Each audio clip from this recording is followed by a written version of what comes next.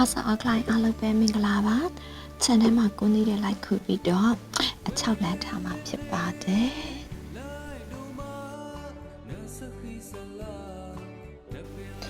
ဒါတော့မဆကိုနေတက်ခူတာဖြစ်ပါတယ်မကြည့်ကြပါအောင်အဖြစ်ပြက်တဲ့ကိုနေတက်ခူကတက်ခူရဖို့အရင်အဲ့မှာကြည့်ကြပါအောင်ကိုနေတက်ခူတဲ့သူရဲ့အဖြစ်ပြက်ကလည်း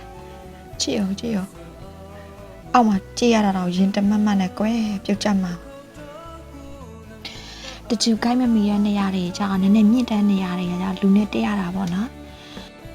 တချူကိုင်းမီတဲ့နေရာတွေမှာကြာတော့အကောင်တချူကိုင်းနဲ့ပဲအကောင်လိုက်ဆွဲချအဲ့လိုမျိုးလောက်ရတာပေါ့နော်ချစ်ပါအောင်အသီးတွေကလေအလုံးကြီးကြီးတွေကြီးပဲဒီပင်ဆိုရင်တပင်တဲ့ကိုမှအလုံး900ကျော်600လောက်ရှိတယ်ကွယ်အားရစရာကြီးသိလားတချို့အပင်စောတပင်တဲ့ကို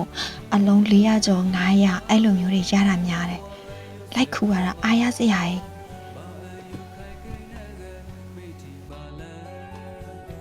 ဒီနေ့အလုံး400ကျော်900လာရတယ်ကျင်းစား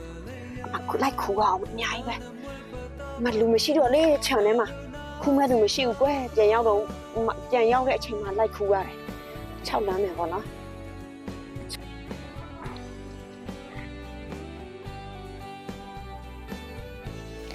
ခုပြီးတာနဲ့အခိုင်နဲ့ပါလာတဲ့အလုံးတွေအကုတ်ပြန်ချွေ